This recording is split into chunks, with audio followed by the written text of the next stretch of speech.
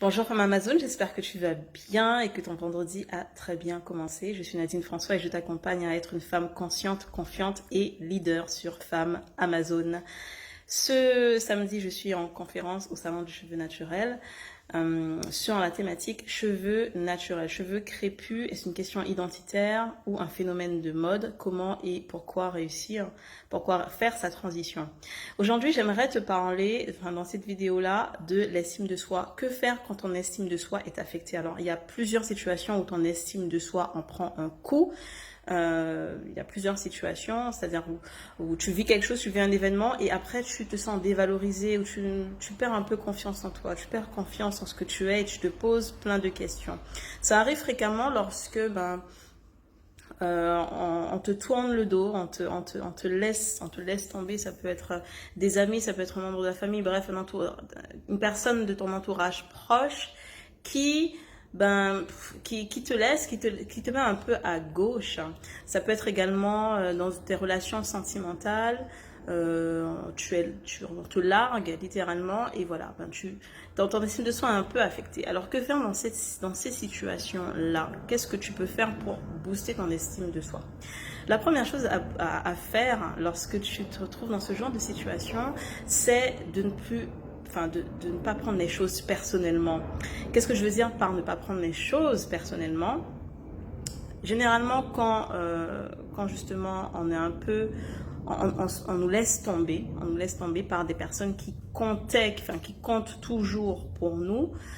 On se dit, ok, c'est de ma faute. C'est moi qui ne suis pas assez bien. C'est moi qui ne suis pas assez telle chose ou telle chose. Alors que si la personne a pris cette décision, c'est pour elle, c'est pour sa vie, ce sont ses choix, ce sont ses désirs en fonction de ses objectifs, en fonction de la vision qu'elle a de la vie. C'est pour elle qu'elle a fait ce choix-là, parce qu'elle sait ce qui est le mieux pour elle à l'instant T, ok? Mais ça ne veut pas dire que tu es en cause. Ça ne veut pas dire que, en tout cas, ça ne doit pas supposer que tu as moins de valeur, parce que la personne, elle prend une décision qui la concerne elle. C'est elle que ça concerne. Ça ne te concerne pas toi. Ça ne concerne pas toi. Donc, ne prends pas les choses personnellement. Ne prends pas les choses personnellement en te remettant en cause, en te disant, ok, c'est moi qui ne suis pas bien, c'est moi qui ne suis pas assez bien, c'est moi qui ne suis pas assez extraordinaire. Ok, la personne a fait son choix, c'est son choix à elle. Donc arrête de prendre les choses personnellement. La deuxième chose que je t'invite à faire dans ce genre de situation, c'est de ramener la personne au même niveau que toi. Je m'explique. Lorsque, justement, par exemple, on te tourne le dos, tu vas peut-être penser que tu es responsable, que tu ne vaux rien, on va dire, puisque ton estime de soi est heurtée, du coup, tu vas penser que tu ne vaux rien. Mais le truc, c'est que, et c'est subtil ce que je vais te dire, si tu considères que tu ne vaux rien parce que la personne t'a laissé tomber, donc la personne considère que tu ne vaux rien, ça veut dire que tu lui donnes raison. Ça veut dire que tu considères que ce qu'elle pense et que ce qu'elle dit de toi est vrai. Mais qui a dit que c'est vrai? Et qui lui donne le pouvoir, en fait, de considérer que c'est vrai? Qui lui donne le pouvoir de considérer que tu ne vaux rien, que tu n'es pas assez ci ou ça?